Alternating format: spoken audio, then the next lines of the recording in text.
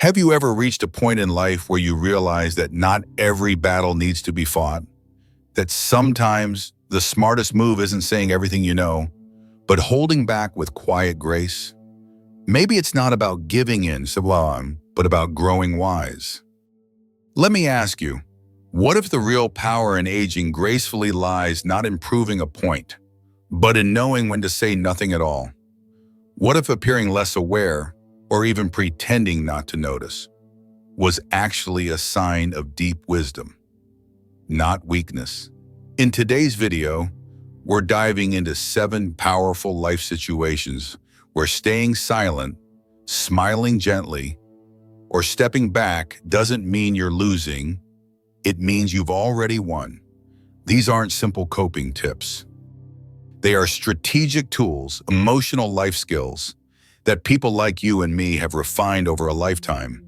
They help protect our peace, maintain our dignity, and keep our relationships from falling apart in a world that's becoming louder and more impatient by the day. By the time you finish watching this, you'll have learned how to respond with strength when people ignore your opinion, how to shield yourself from harsh criticism without becoming bitter, and how to navigate today's generational and technological divides without losing your voice or your calm. But there's more. You'll also uncover how to protect your kindness from being taken advantage of, how to turn being underestimated into quiet influence, and how a few graceful silences can become your strongest legacy. So stay with me, because the final example in this video might just change the way you see yourself and show you how these quiet, steady choices can influence not only your peace of mind, but the way your children, grandchildren, and community see you. If you're not yet subscribed, I encourage you to do so and turn on the notification bell so you won't miss future videos that help you live with more confidence and clarity. If this video speaks to you, consider giving it a like and sharing it with someone who needs this wisdom too. And to help me make better content for you, drop a comment. If you enjoy this kind of reflection, comment 1. If you think, I should try a different romantic approach, simply comment 0. I read every message and value your voice. Now, let's begin. 1. When your family makes decisions without asking you. Meet Margaret. She's 73, thoughtful, independent, and always handled her own affairs. But lately, her adult children have been quietly taking the reins, adjusting her medical appointments, rearranging her finances, even discussing new living arrangements, all without involving her. They mean well, they love her, but Margaret feels invisible, like a side character in her own story, and she's not alone. Many of us have experienced this, the quiet sting of being left out. It can feel like your opinions don't matter anymore, that your voice, once central to every family decision, is now just background noise. Naturally, the first reaction might be anger, or even grief. You might want to shout, "This is my life," and that's valid. Your independence matters. Your wisdom matters. But with time and perspective, many, like Margaret, begin to see another path, one that doesn't involve shouting to be heard, but listening first, taking a step back, and then stepping in with grace. Instead of reacting in the heat of emotion, Margaret started asking gentle questions. "I noticed you rescheduled my doctor's appointment. Can we talk about that?" Or, "I know you're trying to help, and I appreciate that, but I'd love for us to make these decisions together." These small shifts in language made a big difference. Her children weren't trying to hurt her. They were afraid of what aging might bring, afraid of doing too little. But when Margaret responded with calm and clarity, something changed. Her kids began to see her not as someone to protect, but someone to partner with. And that's the deeper wisdom here. Sometimes, when you choose not to react, not to fight every slight or decision, you're not surrendering your place. You're reclaiming it quietly, powerfully, because when you listen, observe, and respond thoughtfully, you create space for understanding. You invite connection instead of conflict. And you remind everyone that yes, you may be older, but you are still the wisest, capable, dignified soul who deserves to be seen, heard, and included. Life has taught us that not every moment demands our reaction, but every moment is a chance to lead by example. And in families, those examples can echo across generations. 2. When others underestimate what you're still capable of. In the last section, we explored the quiet strength of not reacting when family makes decisions on your behalf. But what happens when the world starts doubting your capabilities, simply because of your age? It's a quiet but piercing frustration, isn't it? Take Eleanor, for example. She's 78, sharp as ever, and still handles her daily life with independence and grace. Yet, time and again, people treat her like she's fragile or out of touch. A teenager at the store slowly explains how to tap a credit card like it's rocket science. A well-meaning neighbor rushes to help her carry a small bag, despite her polite insistence that she's fine. And sometimes, more painfully, even her own children interrupt or fix things she never asked them to, assuming age must equal helplessness. At first, these things might seem small, even innocent. But over time, they add up and they sting, because they don't just imply forgetfulness or physical decline. They quietly suggest that all the things Eleanor knows, all the years she's lived, somehow matter less now. And let's be honest, it's tempting to prove them wrong, to immediately say, "I've been doing this longer than you've been alive," or "I know what I'm doing, thank you very much." That flash of pride, it's not weakness, it's a natural human reaction to being misunderstood. But here's the truth, true confidence doesn't always need to shout. Over the years, Eleanor has learned something powerful. When others underestimate her, she doesn't have to rush to correct them, because she knows who she is. Her wisdom isn't tied to how others see her, it's rooted in everything she's survived, learned, and mastered along the way. So instead of reacting defensively, she smiles. She thanks the young cashier, even if the explanation was unnecessary. Not because she agrees, but because she chooses grace over indignation. And later that day, that same cashier might see her video chatting in Spanish with her niece in Peru, or managing her investment account from her tablet with ease. These quiet moments speak louder than words. Letting others underestimate you at times can even become your secret strength. Because when you don't fight for their approval or validation, you retain something even more precious, your peace. And when people are proven wrong by your calm competence, it leaves a much deeper impression than any argument ever could. Think about it. Have you ever surprised someone simply by being exactly who you are? Fully capable, fully present, fully you? That's a quiet kind of triumph. And it belongs to you, you are Fujian. So if you're still watching and this message resonates, leave a comment with one below. It's a small way to say, I'm still here and I still matter, because you do matter immensely. You've walked through decades of change, adapted to new challenges, overcome grief, and embraced growth. You are not defined by any one person's fleeting judgment. You are defined by a life rich with resilience, shaped by both triumph and trial. So when others assume less of you, let that be their misunderstanding, not your burden. Let them guess, while you continue to thrive in your quiet, unstoppable way. Because in the end, you have nothing to prove. You've already proven it, just by being who you are. 3. When family tensions begin to rise. In the last chapter, We reflected on how gracefully handling underestimation can be your quiet superpower. But what happens when the challenge isn't from strangers or neighbors? It's from the people closest to your heart. Family, the very word evokes warmth, shared laughter, Sunday dinners, and cherished traditions. But let's be honest, it can also stir up memories of long-held tensions, sibling rivalries, and unresolved wounds that refuse to fade.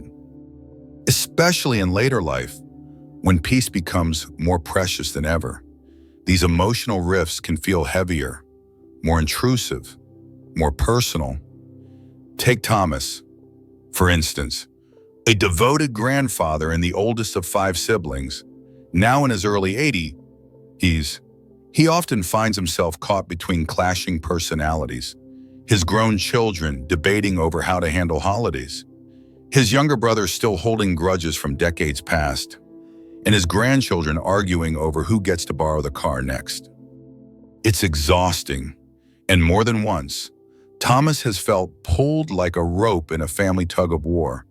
As the elder in your family, you may carry a similar weight, the expectation to mediate, to choose, to have all the answers. It's a quiet burden no one talks about, but you feel it, the urge to step in, to fix things, to restore peace can be overwhelming. After all, you've lived long enough to see how small disputes can grow into lasting divisions. You just want everyone to get along. But here's where wisdom shows its face, not in controlling the storm, but in knowing when to sit still and let it pass. It's tempting to insert yourself into every disagreement with the hope that your voice will bring reason. But sometimes diving in too quickly can add fuel to the fire. Even if your intentions are pure, that's where the art of graceful detachment becomes invaluable. It's not about ignoring what's happening. It's about choosing not to carry every emotional burden that doesn't belong to you. Imagine a tense moment, your adult children arguing over a family decision. Voices raised, tension thick in the air. You feel your pulse rise, your instinct to intervene kicking in. But instead of taking a side or lecturing, you pause, you breathe, and you offer something simple yet profound.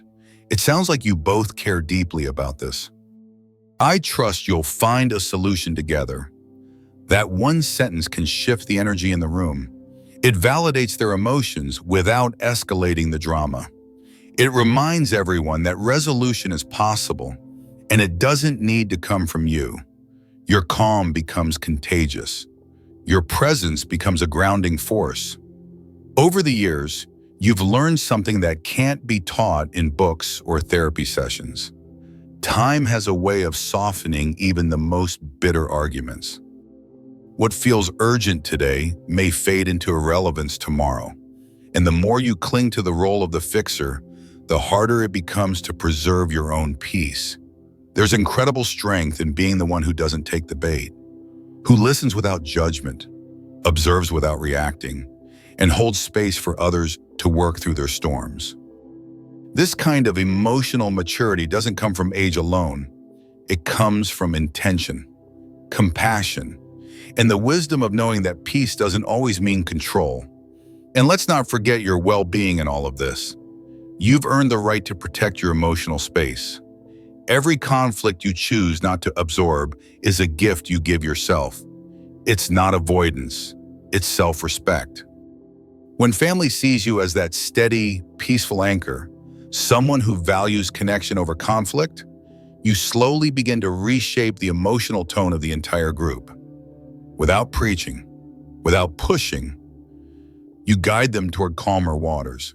And long after the argument ends, they'll remember how your silence spoke volumes, how your calm presence helped them breathe again. Let that be your legacy. Not the person who fixed every fight, but the one who held the family together with quiet dignity. The one who reminded everyone that beneath the noise, the love was still there, waiting to be remembered. Because storms will come, but they always pass, And when they do, what remains, what really matters, is the bond that ties your family together. Let that be your gift to them. 4. When technology leaves you feeling behind. After exploring the emotional storms of family conflict, let's shift to a more modern, yet surprisingly personal challenge: navigating a world overflowing with technology. Let's be honest, sometimes it feels like we woke up in a science fiction novel. One day we were flipping through paper maps, and the next, a small voice in our pocket that tells us where to go, how to shop, what to watch, and even when to sleep. Phones aren't just for calls anymore. Refrigerators talk, lights obey our voice, and we can ask a speaker in the room to play a song we haven't heard in 40 years. It's incredible and completely overwhelming. For someone like Harold, 76, thoughtful, wise, and once an engineer before retirement, the pace of digital innovation is dizzying. Despite his brilliance, he finds himself staring blankly at his new smart TV remote, wondering why it has more buttons than a spaceship. And while Harold isn't ashamed, moments like these can make him feel like a foreigner in a land that speaks a language he never had a chance to learn. And here's the truth: that feeling is completely normal. Technology has grown faster than any single generation can fully absorb. You're not alone if you sometimes feel left behind. Even younger people get confused, lost, or frustrated when their favorite apps update or their devices suddenly behave differently. So if you're feeling unsure, pause, breathe, and most importantly, be kind to yourself. There's no shame in not knowing, no failure in asking. We grew up in a world where you fixed the TV by smacking the side of it, where phones had cords and every number had to be remembered. That world taught us patience, problem solving, and resilience, skills that still matter deeply, even in today's digital age. So the next time a gadget stumps you or a blinking error makes your heart race, consider this: you've already adapted to so much. Wars, economic upheavals, cultural shifts, and generational change. Learning to swipe, tap, or ask Alexa is just one more challenge in a long line of victories. And there's something unexpectedly beautiful in asking for help. Picture this: you're sitting at the kitchen table with your granddaughter, trying to figure out how to order groceries online. You lean in, squinting a little, and say, "Okay, kiddo, show me where to click." In that moment, something magical happens. You're not just learning tech, you're creating connection. She feels helpful, important, trusted, and you feel supported, included, respected. That tiny moment becomes a memory, a story retold over holidays and laughter. And maybe, just maybe, it opens the door to a deeper relationship, built not on knowing everything, but on sharing vulnerability. Too often, we believe that asking for help makes us look weak. But in reality, it takes courage to admit we don't know. And it takes wisdom to realize that it's okay not to know everything. Besides, how often do younger folks get to teach you something? It's a gift for them too, a rare moment where roles are reversed. They get to step into your world, guiding you just as you once guided them through their first steps, school struggles, or teenage heartbreaks. That exchange, that mutual sharing of knowledge and patience, is how bridges are built between generations. Of course, there will still be days when you feel lost, when the password won't work again, or you accidentally join a Zoom meeting with the camera pointed at the ceiling. On those days, let yourself laugh. Let it be funny instead of frustrating. Remind yourself you've mastered far harder things than this. And more importantly, remind yourself of this truth: technology does not define your intelligence, your dignity, or your value. It's just a tool. You are not meant to become a servant to your devices. You are meant to use them when and how they serve you best.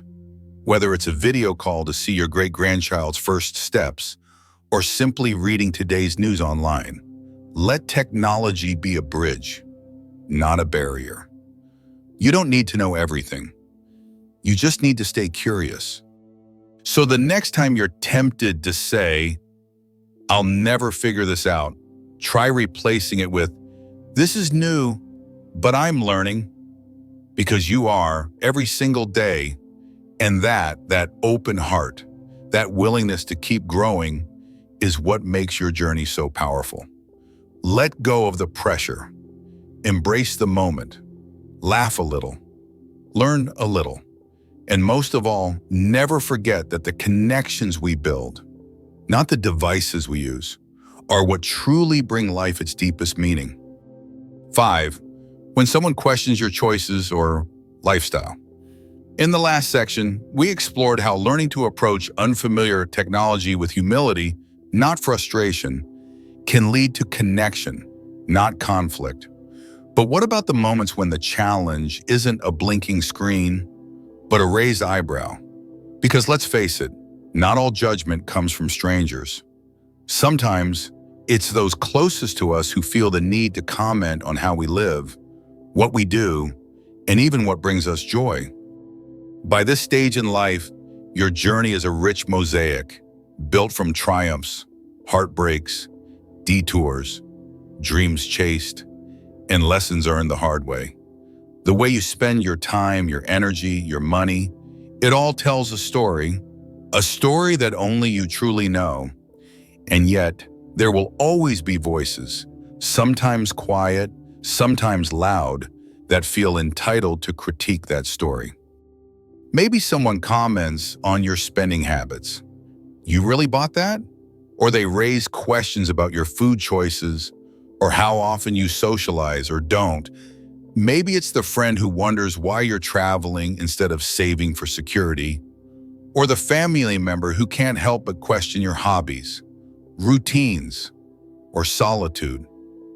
Even when these remarks are framed as concern, they can sting. Because underneath them lies a subtle message: you're not doing it right. And that message, it couldn't be further from the truth.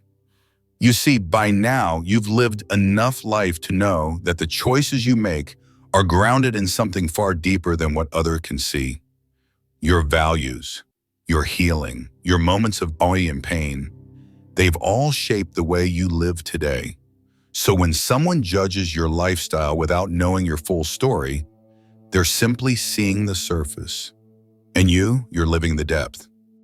Now, in the face of that kind of criticism, it's tempting to react, to defend yourself, to explain why your choices make sense, why they matter, why you've earned the right to live life on your own terms.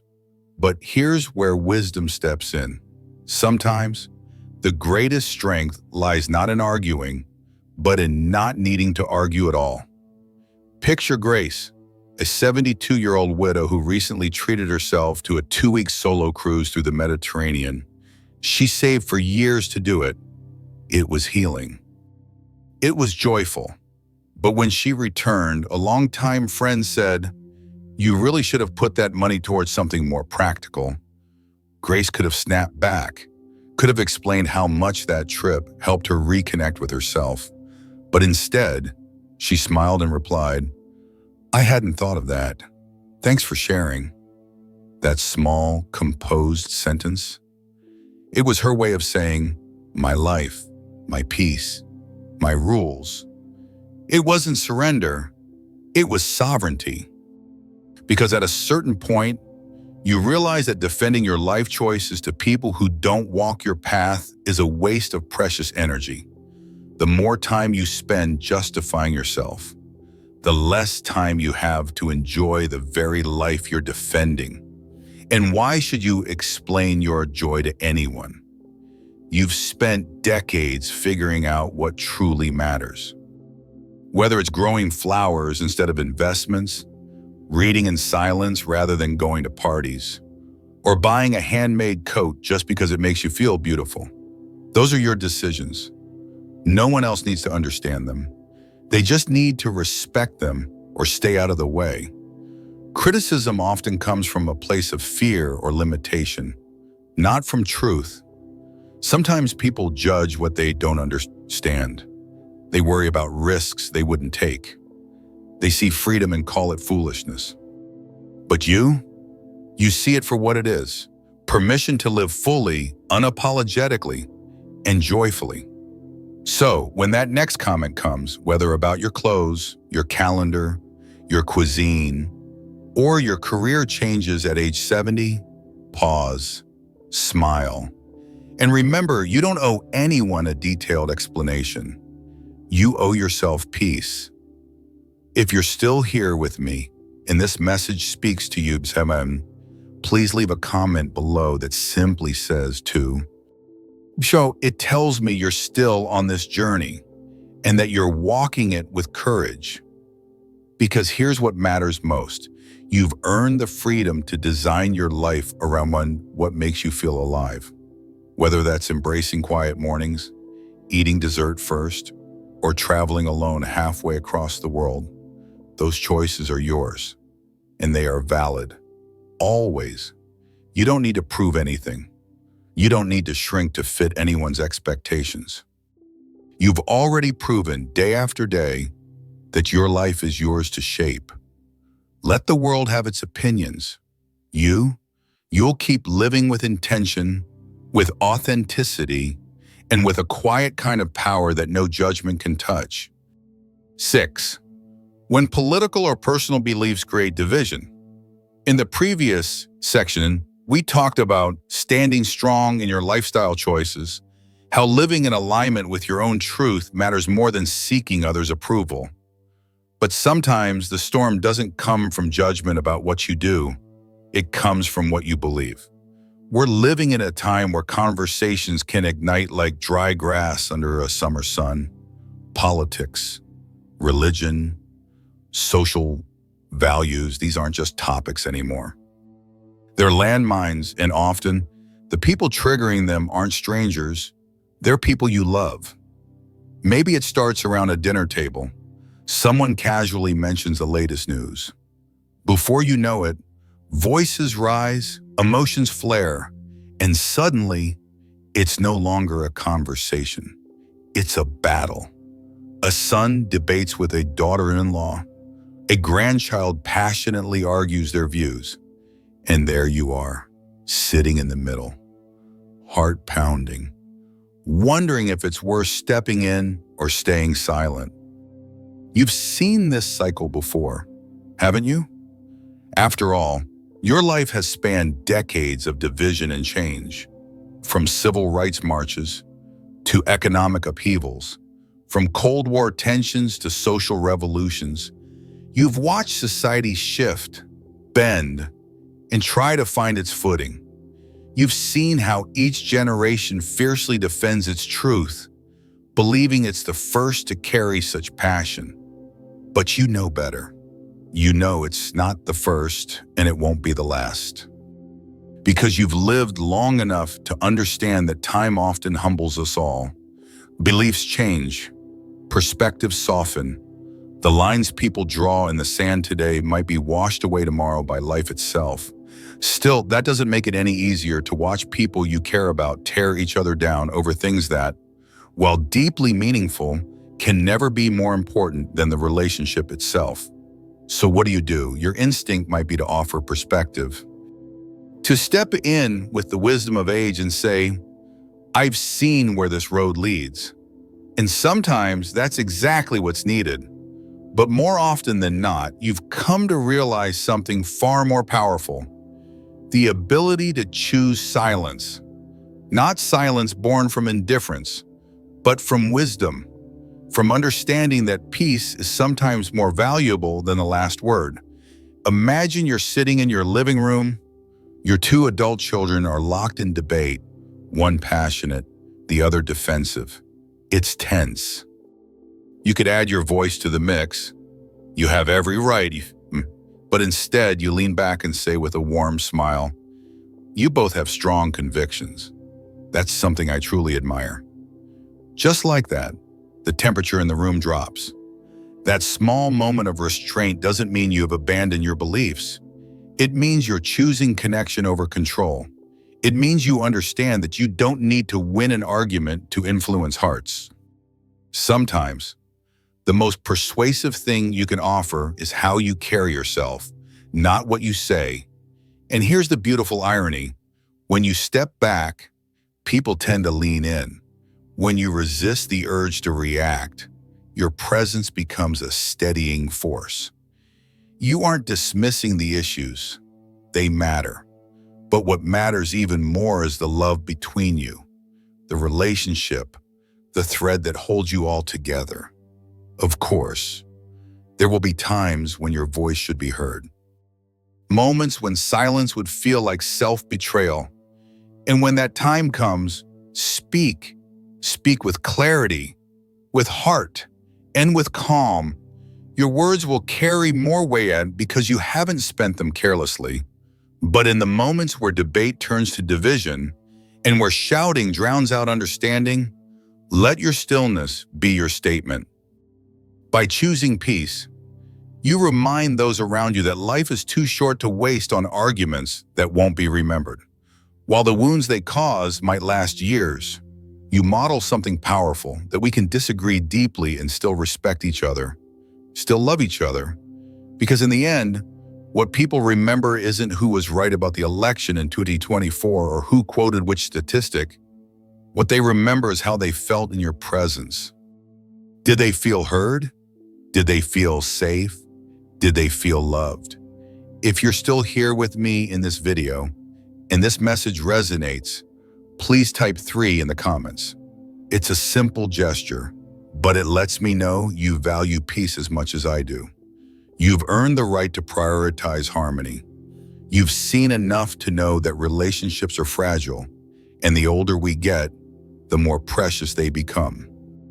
So when conflict knocks, ask yourself, is this argument worth sacrificing the warmth at this table? If not, take a breath, step back, be the calm in the storm. Because sometimes the most powerful legacy we leave behind isn't the beliefs we held. It's the love we preserved when holding back would have been easier. 7. When someone tries to take advantage of your kindness.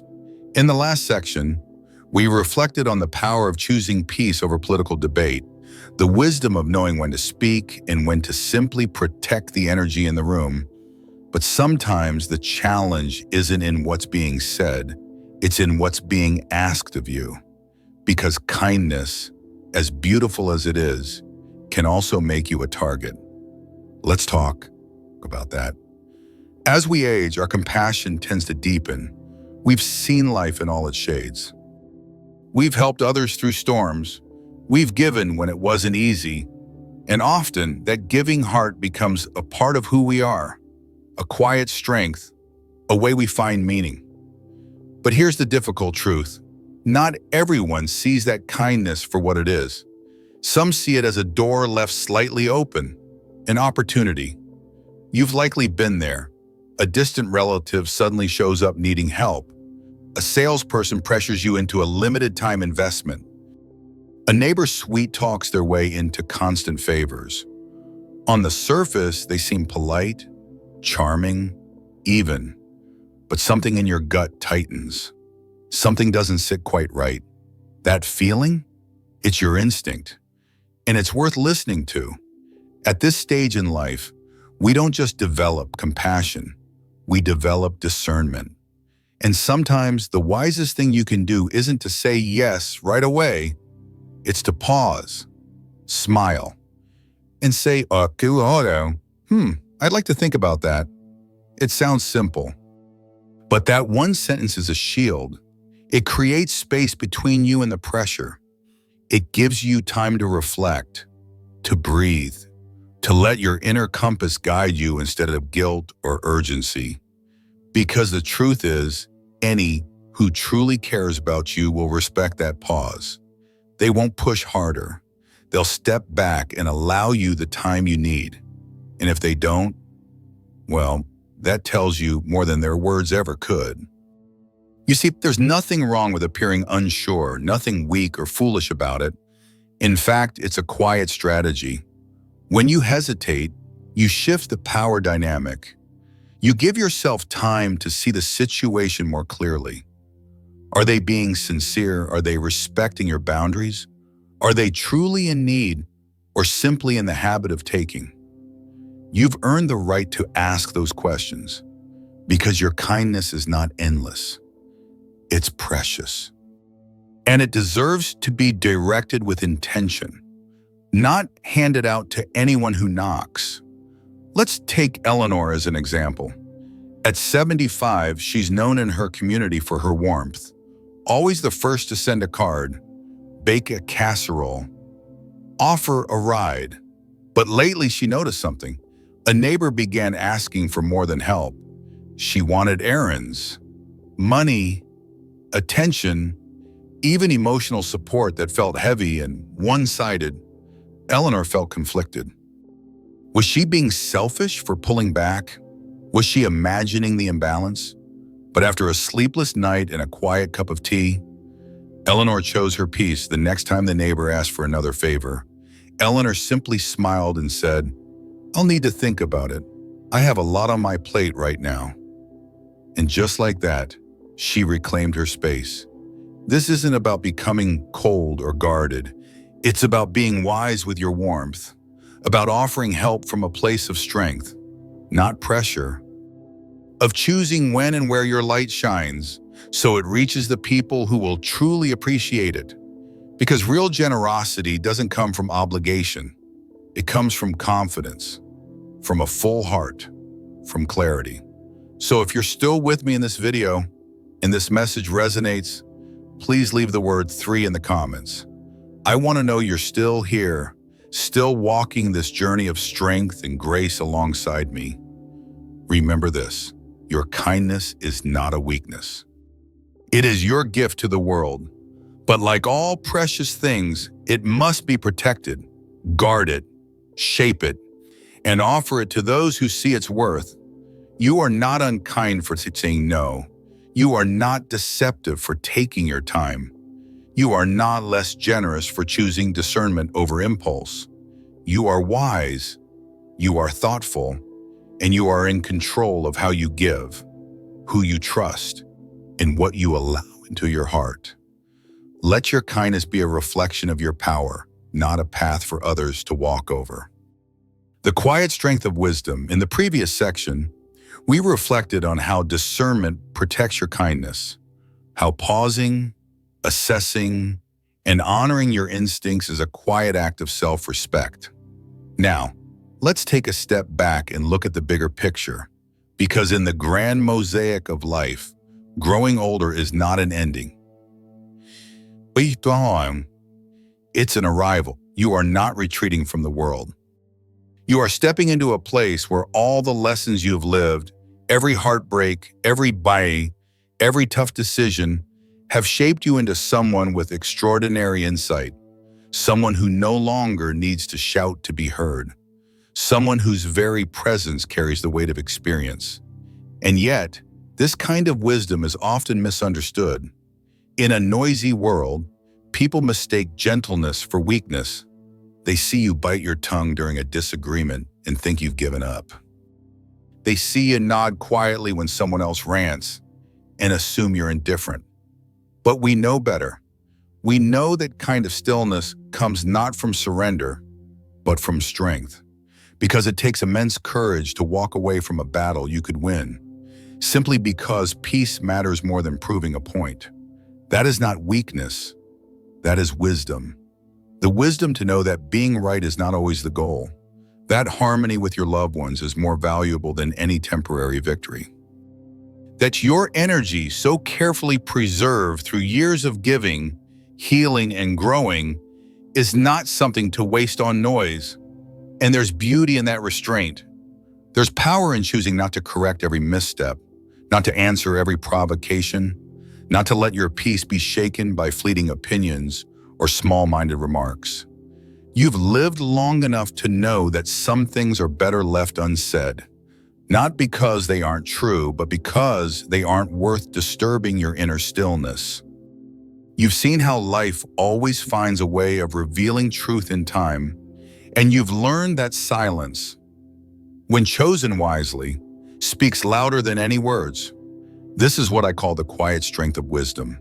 Not the strength of fists or loud voices, but the strength that lets you carry pain without bitterness, that allows you to witness conflict without adding fire, that lets you be underestimated and smile, that lets you forgive even when no apology is given, because you choose peace for you, not because others earned it. And make no mistake, this kind of wisdom doesn't happen by accident. It's the result of 1,000 choices. The times you held your tongue to protect someone's dignity, the times you stepped back instead of stepping in. Not out of fear, but out of understanding. The moments when you realize that letting go doesn't mean losing, it means rising above. And in doing so, you've created something deeper than success. You've built a legacy, not one of headlines or medals, but of grace, of compassion, of dignity. The kind of legacy that lingers in a grandchild's memory, in a friend's quiet smile, in the way others begin to treat each other simply because they've seen you do it first. That's what real impact looks like. Not in the noise, but in the ripples you leave behind. So as you reflect on everything we've covered in this video, the strength in silence, the power in patience, the wisdom in walking away, I want to invite you to ask yourself a simple question. What will you carry forward from this? Was it the reminder that you don't need to explain yourself to everyone? That your kindness is a gift, not a vulnerability? That wisdom doesn't scream, it whispers and still changes lives? If any of that spoke to you today, please leave a comment below. Just one thing you're going to take with you, one small shift in how you move through the world. Maybe it's a mindset, a sentence, a pause. Whatever it is, I would love to hear it. And if this video gave you peace, insight, or a moment of clarity, please take a second to like, share, or subscribe to this channel. Your support helps us reach others who may need these gentle reminders too. In the end, this isn't just a lesson, it's a way of life. A life rooted in calm, in kindness, in quiet strength.